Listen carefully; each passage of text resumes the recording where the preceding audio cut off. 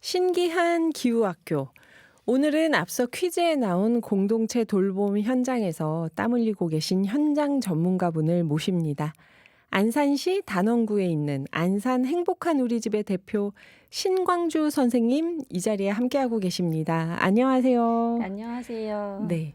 선생님 오늘의 기후 청취자분들께 선생님 개인 소개를 좀 해주신다면요. 저 우선 만나 뵙게 돼서 반갑습니다. 저는 안산에서 세대공감 행복한 우리 집이라는 공동체를 맡고 있는 닉네임은 동네 사람 신광저라고 합니다. 네. 신광주 선생님. 그런데 저희가 안산 행복한 우리 집의 대표님이시잖아요. 안산 행복한 우리 집이라는 곳은 어떤 곳일까요? 안산 행복한 우리 집은 원래 풀네임이 세대공감 행복한 우리 집이에요. 그래서 이 이름은 처음 공동체를 시작했던 네. 아이들이 져준 이름이었어요. 세대공감은 전체를 통틀어서 만든 이름이었고, 그다음에 이제 저희가 모이는 공간이 생겼을 때 이 집이 행복했으면 좋겠다 해서 이것도 이제 애들이 만들어준 행복한 우리 집이고, 순수하게 마을에 어머님들이 모여가지고 지금까지 함께 운영하는 곳입니다. 아, 그러면 이게 안산 세대공감 행복한 우리 집. 네. 이게 원래 이름인데, 그렇게 하면 제 생각에는 어떤 뭐 어린이집인가? 아니면은 공동 육아를 하는 곳인가? 이렇게 생각을 했는데 조금 전에 공동체라고 네, 하셔서요. 맞아요. 이게 굉장히 어떤 의미일까? 이게 뭐가 다를까? 이게 좀 저도 궁금한데요. 일반적인 아이돌봄, 어린이집이나 뭐 영유아원이나 이 지금 안산의 세대공감 행복한 우리 집을 공동체라고 하신다면 뭐가 어떻게 다른 걸까요? 첫 번째로 흔히 많이 이제 미취학이 다니는 곳이 이제 영유아 어린이집들이 네. 어린이집, 유치원 이렇게 있고, 예. 그 다음에 이제 가장 많이 아는 곳이 지역아동센터. 그래가지고 뭐 맞벌이 부부나 저소득층이나 사상계층 분들이 가졌던 곳이 보편적이었다고 하면, 네. 아동돌봄 공동체도 저희도 정확히는 몰랐다가 우연한 계기에 시작하게 됐던 거예요. 그래서 네. 저희는 청소년 공간으로 그냥 마을 공동체로 시작했다가 코로나 때 방치되는 아이들을 마을에서 돌보자 해가지고 시작된 곳이 저희 아동돌봄 공동체를 시작이 된 거고, 공동체에서 돌봄을 한다는 게 지금 흔히 360 지금 경기도에서 하는 그 돌봄에 네. 취지하고 좀 맞았던 것 같아요. 그러니까 뭐 전문가들이 참여를 직접적으로 하는 돌봄체가 아니라 순수하게 마을에서 아이들을 같이 키웠던 어머님들, 그다음에 뭐 연세가 있으신 퇴직하신 어르신들, 네. 그리고 조금 일을 하고 싶은 애 경력 단절로 인해서 쉽게 일자리를 찾지 못할 때 저희 공동체에서 같이 봉사하면서 이렇게 약간 워밍업을 할 수 있는 그런 식의 공동체로 보시면 될 것 같아요. 그렇게 해서 쉽게 생각하면 다들 아이를 낳고 키워보신 모든 구성원들이 직접 아이를 돌본다라는 좀 안전한 공간? 아, 그럼 더 어려워졌어요, 선생님 얘기가. 그럼 지나가다 아무나 들러도 되는 거예요, 예, 여기를? 상관없어요. 아, 정말요? 그러니까 지역아동센터나 뭐 다른 공동체나 이런 돌봄이 필요한 곳에서 보면은 소득이라던가 뭐 맞벌이라던가 이런 거를 가지고 아이들을 이렇게 선택을 하잖아요. 근데 네네. 저희가 그래서 저소득 아동이 우선 네, 혜택을 받을 수 저희가 있도록. 마을에서 있다 보니까 흔히 겉으로는 너무나 좋아 보이는데 안으로는 조금 많이 어렵거나 힘든 가정이 되게 많았던 거예요. 그래서 저희도 처음에 청소년 활동을 할 때는 누구나 상관없이 하다가 네. 아동 돌봄을 할 때 그럼 우리도 기준을 가져야 되지 않을까 이 생각을 했는데, 아름아름 좀 주변에 아이들을 봤을 때 생각보다 어려운 아이들, 사각에 있는 아이들이 너무 많았던 거예요. 부모님은 일을 하지만 내부적으로 힘들어서 아이가 아예 방치가 되는. 그래서 저희는 아예 누구나 장애를 갖든 비장애든 저희는 통합 돌봄이어서 장애 비장애 상관없이 누구나 다 오게 되는 건데, 그 대신 나름의 약간의 규칙은 있어요. 저희 나름의 공동체만의. 네. 그래서 제가 한 번 더 질문을 드리면, 그러니까 공동체의 아이들을 보낼 때 영유아원이나 어린이집을 가지 않고 공동체 아이들을 보낼 때는 왜 그런 걸까요? 학비가 싼가요?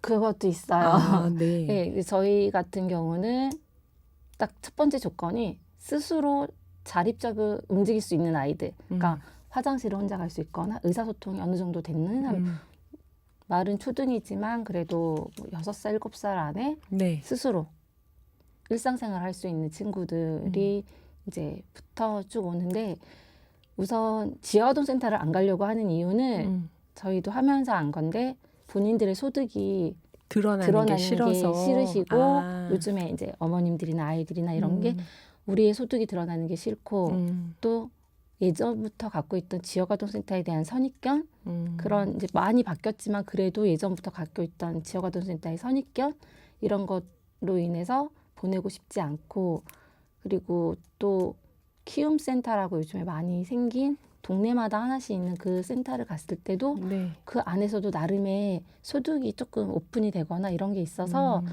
그런 게 가장 컸던 것 같아요. 그래서 저희를 보낼 때도 저희는 큰 서류는 보진 않아요. 그러니까 내부적으로 필요한 서류를 요구는 하지만 그거를 가지고 이렇게 들어올 수 있다 없다 이렇게 판단은 하지 않고 그리고 저희도 오는 아이들마다 저희가 제시하는 금액은 있으나 다 달라요.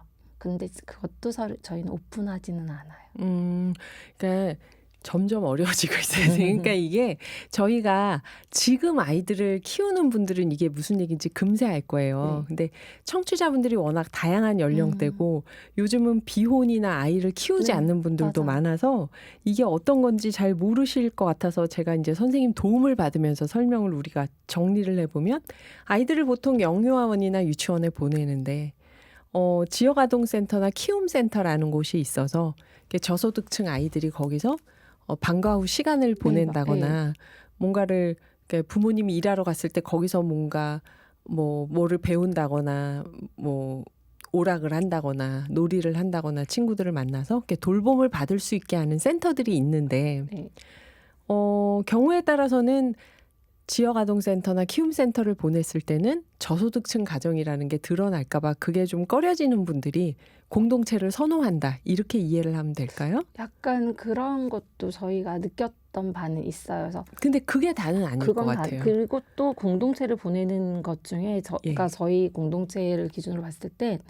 우선 마을에서 늘 보던 사람들이 아이를 보니 가장 안전하다라고 느끼시는 것 같아요. 그러니까 이웃끼리 함께 아이를 봐주니까. 그리고 이게 행정적으로 묶여져 있는 거하고는 다르잖아요. 아동센터나 이런 거는 행정서류나 뭐 이렇게 뭔가 사무적인 게 있는데 저희는 똑같은 돌봄을 하지만 사무적인 것보다도 조금 가족적인 분위기 그런 안에 있는 흐름이 좋아서 보내시는 게 좀 더 큰 것 같아요. 생각해 보면은 예전에 1970년대 막 80년대 이럴 때 거슬러 올라가 보면 동네에서 아이들을 어머니들이 옆집에 맡기면 거기를 갔다 오셨잖아요. 근데 지금은 아이 맡기는 분을 막 이렇게 1시간에 얼마 해서 이렇게 불러야 되는 상황이니까 안산의 세대공감 행복한 우리 집은 말하자면 예전에 마을 공동체가 아이들을 같이 봐주면서 키웠던 것처럼 그런 문화를 만들려고 하는 곳이다. 이렇게 이해를 하면 될까요? 그러니까 저희는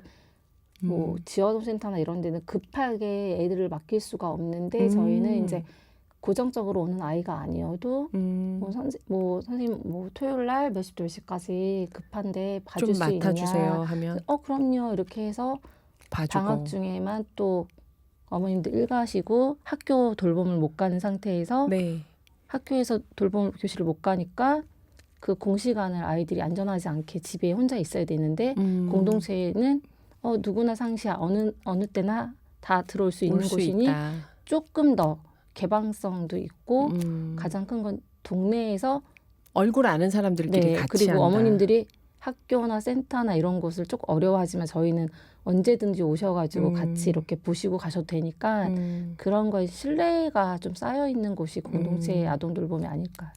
그러면 안산 세대공감 행복한 우리 집에 있는 학생들은 몇 살부터 몇 살일까요? 저희는 지금은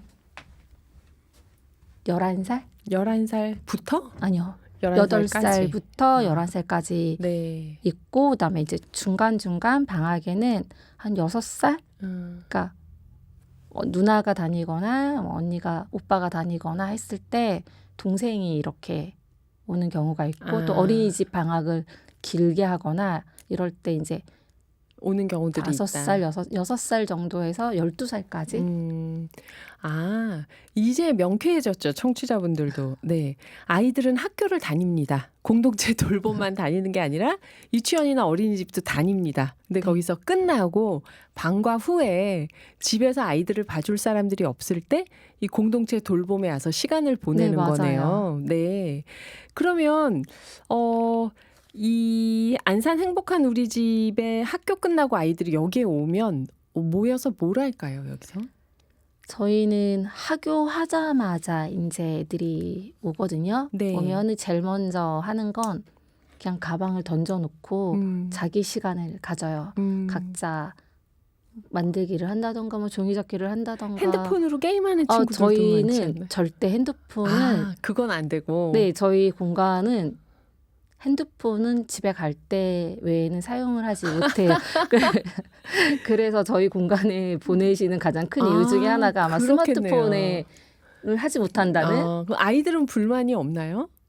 처음에는 힘들어해요. 근데 그 핸드폰을 보지 않아도 될 만큼 재밌는 게 많아서. 친구들하고 계속 부딪힘을 하기 때문에 휴대전화를 몰래 본다고 해도 재미없거든요. 나는 보고 있으나 친구들은 다른 거 하고 다른 걸 놀고 하고 있으니까. 네, 그래서 학교 갔다 오면 가방을 내려놓고 뭐 자기 일을 하고 또 이제 저희가 어린 아이들이나 조금 챙겨야 되는 아이들은 가정통신문이라던가 네. 부모님한테 꼭 전달해야 되는 중요한 부분은 저희가 챙겨주는. 숙제해서 이제 어머님들한테 문자 보내드리거나 이런 걸 하고 그리고 나서 이제 가장 우려를 많이 하시는 게 공동체를 가면 공부를 할까?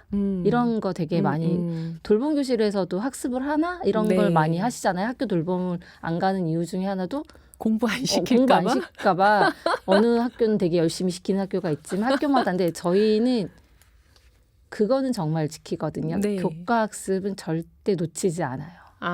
진도를 따라갈 수 있게 도와준다. 네. 숙제나 이런 걸. 네, 맞아요. 그래서 오면 매일 월화수목금 풀어야 되는 본인들의 문제량도 있고 그리고 놀이로 통해서 하는 이제 그림책이라던가 수학 같은 거는 보드게임으로 수학을 한다던가 이렇게 학습과 연결해서 놀이를 같이 이렇게 월화수목금 이렇게 매주 프로그램을 하나씩 하면서 아이들이 학습에도 뒤처지지 않고 어머님들이 괜히 갔다가 우리 아이가 학습을 뒤쳐서 학원 가야 되는 거 아닌가? 이런 불안감도 조금 해소시켜드리기도 하고. 그래서 애들이 되게 바빠요. 하고 자기 종이접기 해야 되고 그림도 그려야 되고 만들기도 숙제도 해야 해야 되고. 되고. 네, 숙제도 해야 되고 또 간식도 먹어야 되고. 스마트폰 할 시간이 없어요. 네, 스마트폰 할 거기 있으면. 시간이 없어요. 스마트폰을 두고 가는 경우도 있어요. 까먹고 그냥. 네. 그런 곳이 있을까요? 요즘처럼 스마트폰에 파묻혀 있는데. 네, 오늘 안산시 단원구에 있는 안산 행복한 우리 집. 정말 궁금하네요. 저도 아이들이 스마트폰 맡겨놓고 집에 갈 때 까먹고 갈 정도로 바쁘고 재밌는 곳. 대표 신광주 선생님과 공동 돌봄에 대한 이야기 나누고 있는데요. 4부에서 본격적으로 더 들어가 보겠습니다. 오늘 안산시 단원구에 있는 안산 행복한 우리 집의 대표 신광주 선생님과 공동 돌봄에 대한 이야기 나누고 있는데요. 먼저 퀴즈 정답부터 풀어보겠습니다. 마을이 아이를 돌본다. 우리 주변의 공동체의 힘을 활용해서 아이를 돌보려는 사례가 있는데요. 경기도에서는 이런 사례를 더 늘리려고 공동체 아이 돌봄에 대한 인센티브 정책을 시작했습니다. 어떤 정책일까요? 1번 아이돌봄 기회소득, 2번 예술인 기회소득. 정답은 신광주 대표님 몇 번인가요? 정답은 1번 네. 아동돌봄 기회소득입니다. 네, 아동돌봄 기회소득. 이게 구체적으로 어떤 지원일까요?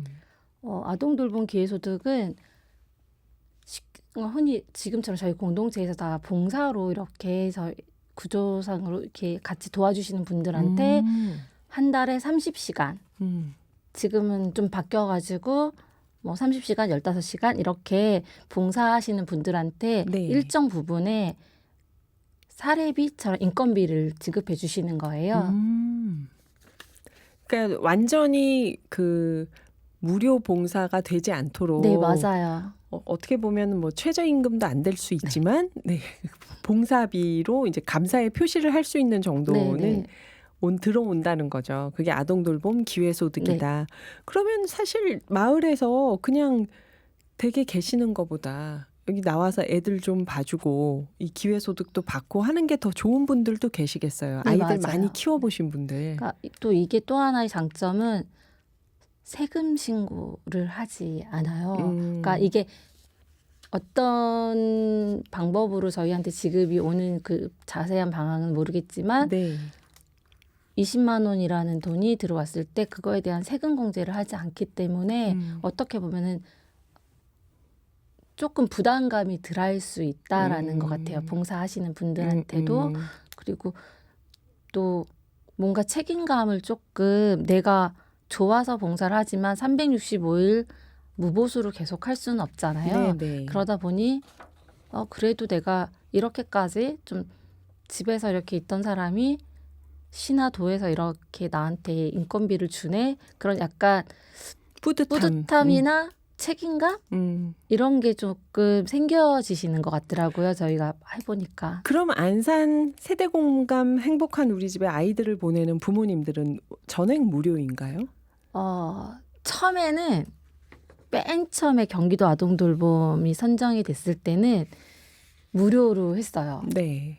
근데 저희는 공동체잖아요. 그래서 수익 구조가 나는 곳이 아니어서 어느 순간 무료로 하면은 안 되겠다 해가지고 비용이 비용은 계속 적자가 나니까 네, 계속 이제, 마이너스가 나서 주변에 뭐 공부방 그다음에 똑같은 아동돌봄 공동체를 하시는 이제 타 시에 있는 분들이 어느 정도 받고 계시는지 그거를 조금 바탕으로 또 우리 동네 어머님들이 어느 선까지 주실 수 있을지 계산을 해서 일정 비용만 저희가 이제 받고 있고 저희는 방학에 중식을 하거든요. 그래서 네. 밥값만 3,500원?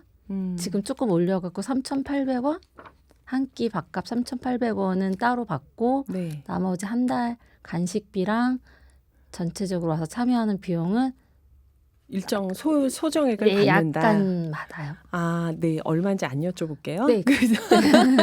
근데 제가 또 궁금한 거는 그러면 아동돌봄 그 안산 행복한 우리 집에 와서 일하시는 분들은 네.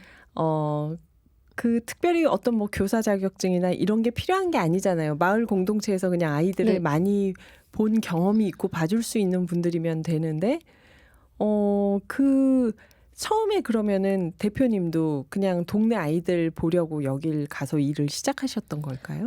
아니요. 저희는 맨 처음에 시작했던 게 저희 아이가 10살 때 동네에서 맨날 어르신들이 싸우시는 거예요. 아하. 네, 맨날 어르신들이 싸우시는데 아이들이 갈 데는 없고 맨날 어른들 싸우는 것만 보고 있고 그래서 저랑 이제 그때 같은 생각을 갖고 있던 집 어머님이랑 동네 몇몇 아이들을 모아가지고 단순한 호기심에 왜 어른들이 싸우는지 우리 이거를 한번 조사해 볼까 놀이처럼 그렇게 시작을 하게 된 거였어요. 와. 정말 단순하게. 이거 단순한 게 아니고 선생님 그건 거의 살아있는 페스탈 로치 아닙니까?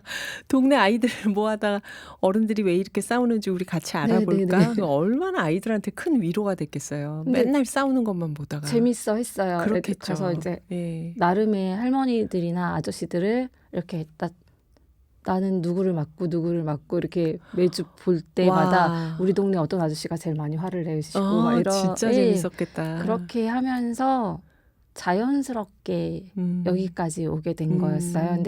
근데 저희가 또 이걸 하면서 그래도 동네 엄마들이 그냥 이렇게 한다고 가벼워 보이면 안 되겠다 해서 네네. 나름 다 조건을 좀 그러니까 도와주시는 어머님들의 조건과 실무를 하시는 어머님들의 조건과 이렇게 했을 때 그래도 저희 유아교육 전공하신 분들 교원 자격증 있는 그 현재 뭐 실무는 아니지만 이제 뒤에서 조금씩 도움을 주시는 분들은 현재 이제 유치원이나 어린이집을 운영하시거나 학원을 네. 운영하시는 네. 선생님들 다 이렇게 나름의 저희가 다 전문성을 갖고 다 구성이 되어 계세요. 네. 현재 지금 프로그램을 진행해 주신 선생님들도 저희가 봉사하고 이러니까 낮에는 거의 무보수로 저희한테 오셔가지고 본인의 전공을 가르치시고 이제 저녁에는 학원 가서 본인이 이제 받으실 만큼 받으시고. 네. 아, 진짜 그렇더라고요. 동네에서 이렇게 아이들 키우거나 키웠던 어머님들 모여보면 전공이 정말 다양하고 화려하세요. 예. 아니 전문직이구나 이분들이 하는 특별히 지금 다른 일을 하고 있지 않더라도 전문가들이 많다는 걸 저도 여러 번 느꼈는데 그렇게 안산 행복한 우리 집에 와서 그분들은 어떻게 보면 아이들한테 본인들의 전공을 또 네. 발휘할 기회네요. 그렇게 하셔가지고 다시 자신감을 갖고 뭐 방과 후 선생님으로 가신다거나 현장으로 다시 가는 네, 뭐 어린이집이나 이런 쪽으로 다시 취업을 해서 나가시는 경우도 있으시거든요. 그러면 또 나름 저희는 뿌듯하죠. 아이도 잘 자라주고 어머님도 또 같이 성장하고 행복해지시고. 그래요. 그래서 아동 돌봄 기회소득이 말하자면 경기도청에서 행복한 우리 집처럼 이렇게 공동 돌봄을 하려는 공동체에게 지원을 하는 건데 이 현장 상황에 맞도록 처음보다 조정했다는 건 아까 말씀하셨던 그 액수일까요? 아니요. 그러면 액수는 아니고 시간을 조정해 주신 거예요. 그러니까는 이게 30시간이 돼야지만 받을 수 있던 금액을 어머님들이 도움을 주시려고 하는데 30시간을 못하는 경우도 있고 그렇죠. 또 공동체 안에 내부적인 사정에 의해서 어느 순간 뭐 월화수목금을 계속 열지 못하는 경우도 그렇죠. 발생을 할 수 있잖아요. 네. 그러다 보면 30시간이 되지 않고 애매하게 28시간, 29시간 이렇게 됐을 때 그렇게 열심히 일을 하셨는데 도와주셨는데 아무런 대가를 받지 못한다는 거는 저희한테도 되게 미안하고 일이니까. 또 어머님한테도 그렇고 해서 그 부분을 조금 이번에 갈라주신 것 같아요. 30시간일 때 20만 원, 그래도 15시간 이렇게 했을 때 10만 원 이런 식으로 조금 부담을 덜 갖게 갈라주신 것 같고 이것도 있지만 구성원의 수도 좀 늘려주셨어요. 뭐 인원 대비 몇 프로가 됐을 때는 받으시는 분들이 뭐 2명이었는데 그게 또 1명 더 늘어서 3명 정도 받을 수 있게 되고 이렇게 약간 구성원의 숫자도 좀 늘려주셨어요. 그러면 아이들은 행복한 우리 집에 와서 보통 몇 시간 정도 머무나요? 저희는 우선 학기 중에는 하교하자마자 와서 거의 6시에 다 같이 하교를 해요. 그리고 방학 중에는 그러니까 하교를 하고 행복한 우리 집에 와서 6시에 간다. 네, 그리고 방학 중에는 아침 출근하실 때 데려다 주시거든요. 빨리 오는 아이는 8시 반 그렇게 해서 6시까지. 이게 제가 볼 때는 어떤 수익성도 없고 맞아요. 정말 사명감으로 하고 계시는 일인데요. 어떤 사명감일까요, 선생님? 어떤 마음으로 이거를 하고 계시는 걸까요? 여쭤보시는 분들이 간혹 계세요. 네. 왜 이렇게까지 하시냐. 저도 이렇게까지 할 줄은 몰라가지고. 아니에요, 선생님. 처음부터 동네 애들이 그렇게 왔다 갔다 하면은 과자나 한 번씩 사주지. 걔네들을 모아가지고 어른들이 왜 싸우는지 우리 알아볼까. 이게 벌써 너무 남다른 분이셨어요, 처음부터. 이거를 여기까지 생각해보니까 제가 아까 말씀하셨던 것처럼 시장통에서 자랐어요. 어릴 때. 네, 그래서 되게 저희 집도 장사를 하고 바쁘니까 근데 옆집 가서 과자 집어먹고 뭐하고 뭐해도 아무도 뭐라 하지 않고 부모님이 바쁘셔도 옆집 가서 밥 먹고 졸리면 자고 있으면 데려가시고 이렇게 자라다 보니 저희는 친구들의 관계가 아직까지 이렇게 연결고리가 돼서 너무나 끈끈한 거예요. 그래서 지금까지도 그 친구들이 뭐 잘 살든 못 살든 어떻게 하든 그냥 그 사람 자체로만 계속 자라다 보니까 안산에 딱 와가지고 너무나 삭막한 거예요. 네, 삭막하기도 하고 서로 인사도 잘 안 하시고 제가 이제 시작했던 그 동네에서는 옆집을 봐도 인사를 잘 안 하시고 인사를 네, 해도 네. 왜 하시지? 이렇게 보면 피해 가시는 거예요. 제가 인사를 하면. 엘리베이터에서 인사하면 이렇게 딴 데 네, 쳐다보시는 분들이 있죠. 제가 가려고 하면 네. 뒤돌아서 딴 데를 가셨다가 이렇게 가시기도 하고 근데 아이를 낳고 우리 아이가 저렇게 정없이 자라면 안 되지 않을까. 그래서 시작했던 게 이제 같은 생각을 가졌던 어머니. 어머니들끼리 근데 그 모여서. 어머님도 시골에서 자라셨더라고요. 네, 그래서 네. 비슷한 생각에 비슷한 연령대여서 그러면은 왜 그러나 이렇게 하면서 지금도 그 얘기를 해요. 우리가 그때 왜 그랬을까? 멈췄어야 되는데 왜 여기까지 왔을까? 근데 저희 아이들이 너무나 잘 건강하게 자라준 거예요. 그러다 보니 멈출 수가 없었고 네. 돈을 벌려고 했던 게 아니라 그래도 우리가 뭐 이렇게 품앗이를 하고 해서 남들은 비싼 돈 주고 보내는 뭐 수학학원도 우리가 가리키고 논술학원도 우리가 가리키고 뭐 춤도 가리키고 네. 연극도 가리키고 뭐 그러면 우리 돈 번 거 아닌가? 아이들이 잘 컸으니까. 네. 아빠가 혼자 버시는데 아빠한테만 손 내밀지 않으면 우리 잘하고 있는 거 아닌가? 그 생각으로 여기까지 온 것 같아요. 그래서 무슨 사명감이냐, 뭐 정치를 할 거냐, 막 이런 말씀을 되게 많이 하시지만 저희는 그건 없고 그냥 애들이 지나가다가 어려우면 여기를 가면 우리를 도와줄 거야. 뭐 화장실이 급하면 너무 갈 데가 없으면 여길 가면 돼.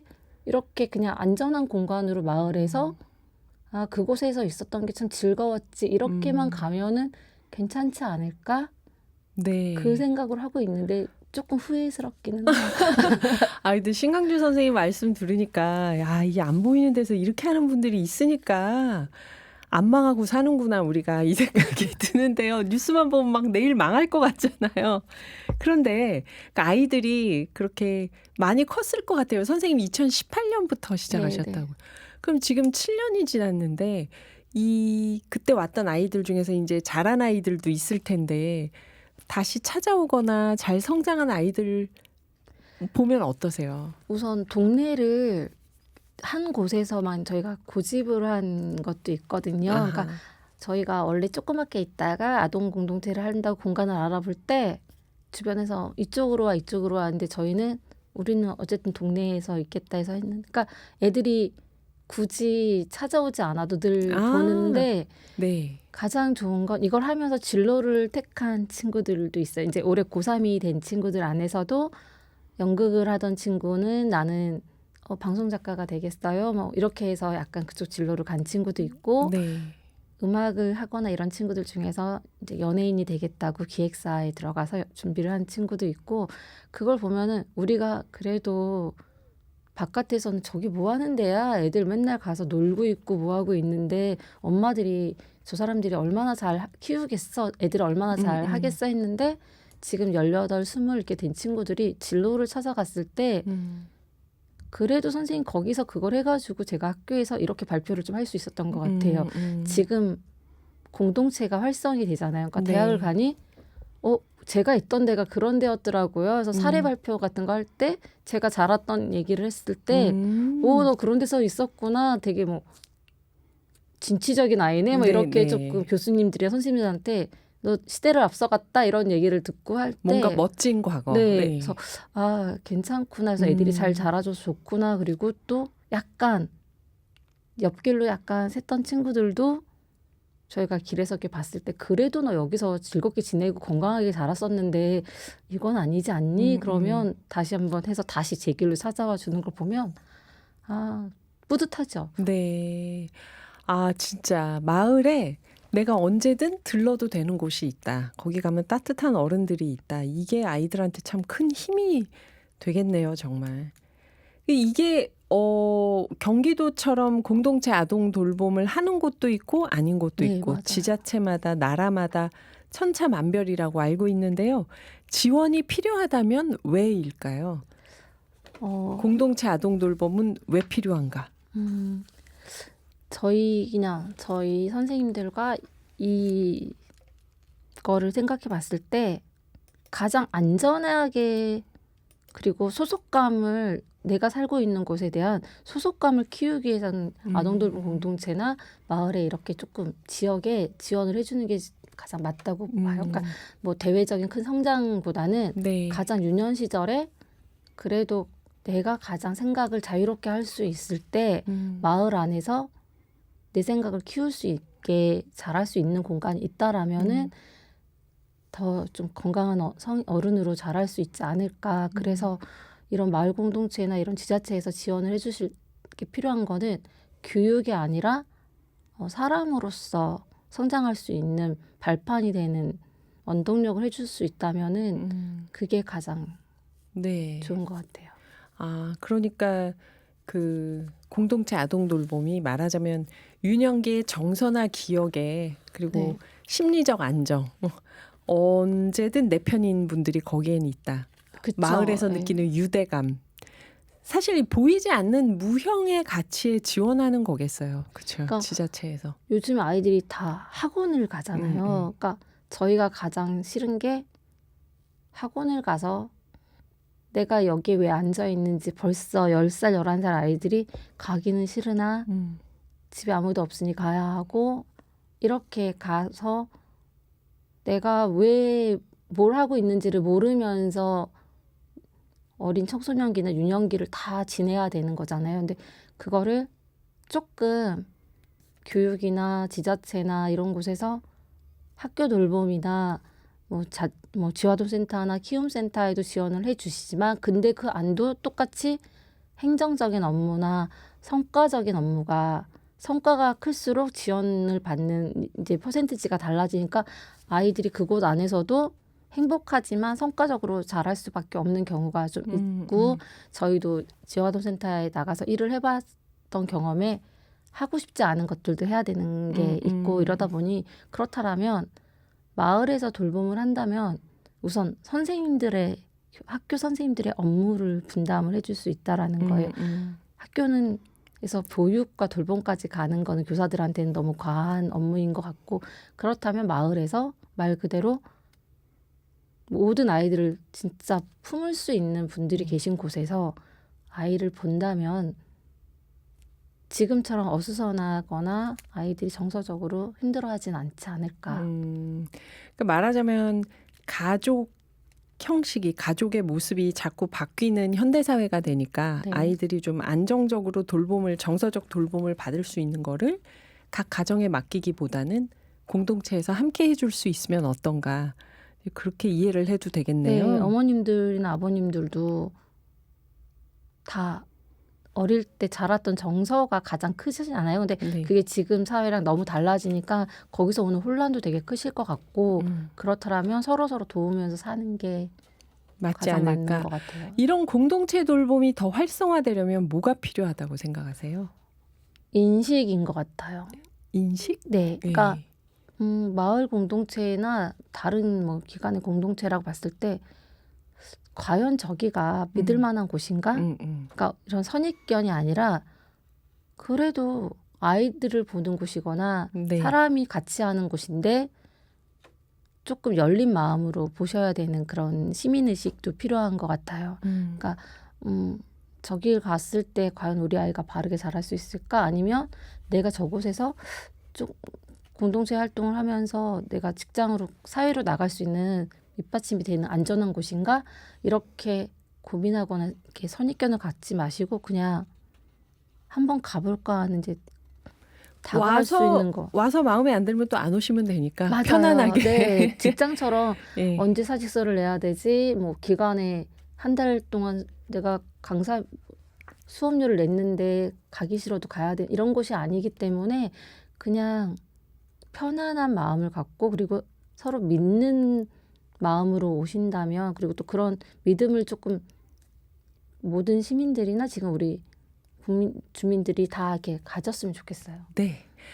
공동체 사업 경기도에서 지원하는 이 공동체 사업 얘기를 들어보면 저희 유대감이라는 단어가 가장 많이 떠오르네요. 이웃과 공동체 간의 유대감, 보이지 않는 곳에 지원하는 사업이라는 생각이 듭니다. 지금까지 안산 행복한 우리집의 신광주 대표님이셨는데요. 세대 공감 행복한 우리집. 네. 오늘 함께해 주셔서 감사합니다. 이 방송은 경기도와 함께합니다. 선생님 감사합니다. 감사합니다.